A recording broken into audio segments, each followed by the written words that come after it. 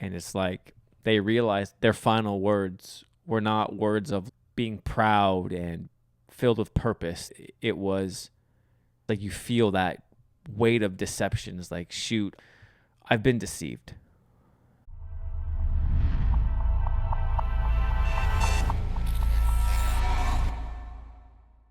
So I came across this article, and it was the final words of well-known Satanists.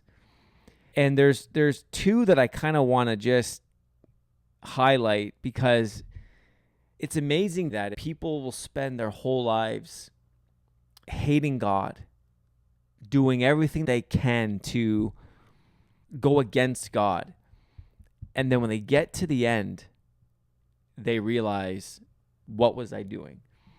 And so two of the most well-known occultists, Satanists, whatever, is Aleister Crowley and Anton LaVey. And so we'll start with Crowley. He's been referred to, this dude has been referred to as the Great Beast 666. Get that from Revelation.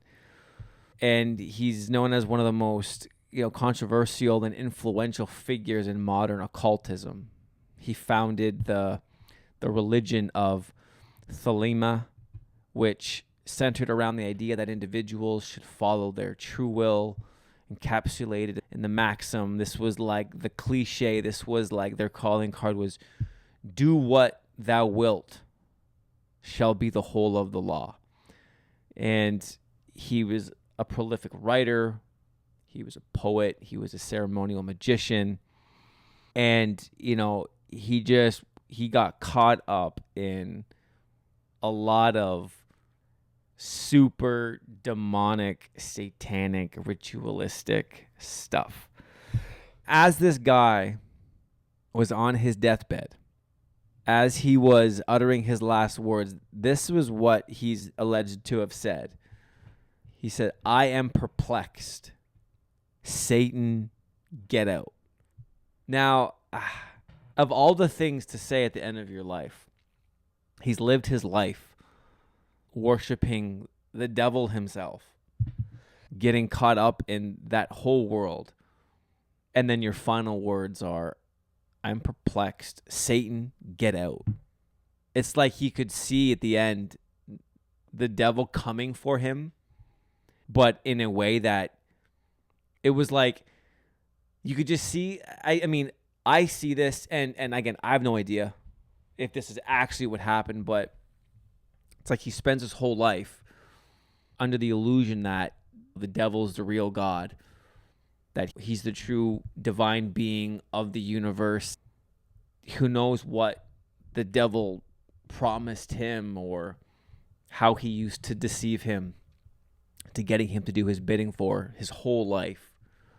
And then at the end, he's like, he has this, seems to have this vision of like, I'm perplexed, just like, Satan, get out. It's like he could see the devil coming for him, but it's different than what he thought.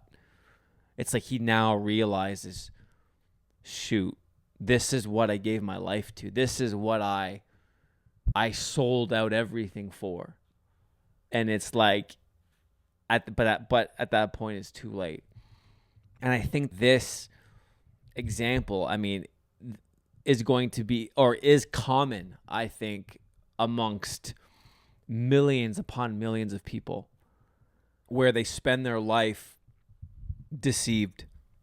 I think of celebrities, actors, and musicians who go on record as saying, yeah, I've sold my soul, and they become deceived by the enemy, only to then at the end realize, I'm done. It was wrong choice, wrong call. The devil's not God. I've been duped and I've sold my soul to the wrong one. I'm perplexed. I realize this isn't what I signed up for. So many people fall into that trap. The enemy deceives. People bite into that deception only to realize it's too late. So I found that very interesting. And then the second guy, Anton LaVey, and he was the founder of the Church of Satan. and the author of the Satanic Bible, which laid the foundation for what we know as modern Satanism. And I shared this story on, I can't remember what episode it was, but there's a crazy story of his daughter, Anton LaVey's daughter, who he had, and I don't remember who the mother was, but he basically had this little girl with another woman. And the whole purpose was to raise his daughter to be the wife of Satan himself. Now, I know that idea sounds like, what are you talking about? It's a legit thing. This girl was raised, and from the youngest age was immersed in like rituals and satanic ceremonies, and was horrifically violated over and over again from a young baby. The torment that she had to endure, they had to defile her in such a way. And this is what he goes on to say in one of his other, it was a book written about him. He said like they had to defile her so much. She had to become so defiled as to then be worthy enough to be Satan's wife. And it's like, man, and so like this dude, he's not a good dude. And his final words was this: oh my, what have I done? There is something very wrong. There is something very wrong.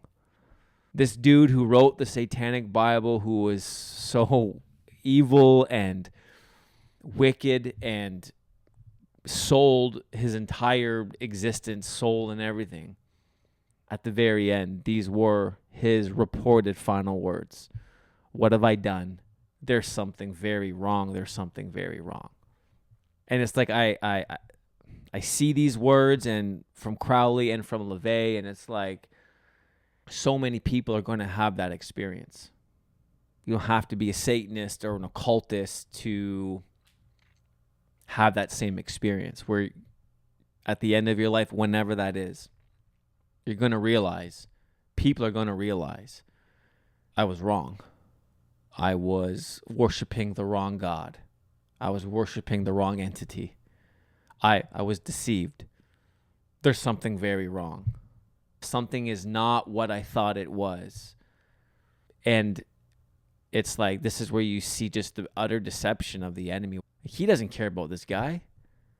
This guy wrote the Satanic Bible. This guy had sold his whole soul to the devil himself, lived his whole life in utter wickedness and defilement. And like, I mean, there's other things I've heard about this dude that your brains couldn't even process. But it's like the devil doesn't care about him. The devil used this guy to then affect and lead countless thousands upon thousands of his followers astray, away from the true God. And it's like when he got to the end, he's like, there's something wrong. I was like, shoot, I was deceived. It's like you see this, like you can just feel that. And people are going to get to the end of their lives and realize, wow, I was wrong. But at that point, it's going to be too late. It's very sobering because it's like when you think of people who are anti-God, here are two main examples of that on the far extreme side of evil. And it's like they realized their final words were not words of being proud and filled with purpose. It was like you feel that weight of deception. Is like, shoot, I've been deceived. And so if you're watching this or listening to this and you don't know God, the whole reason why I wanted to talk about this in this episode is because there's only one God. There's only one way to heaven, and it's through Jesus. Like, that's it.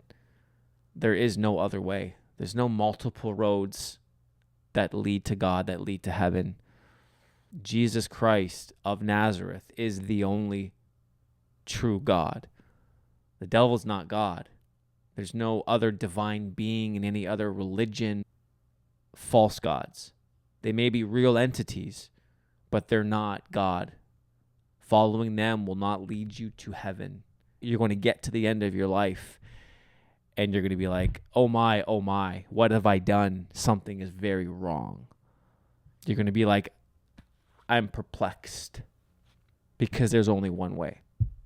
His name is Jesus.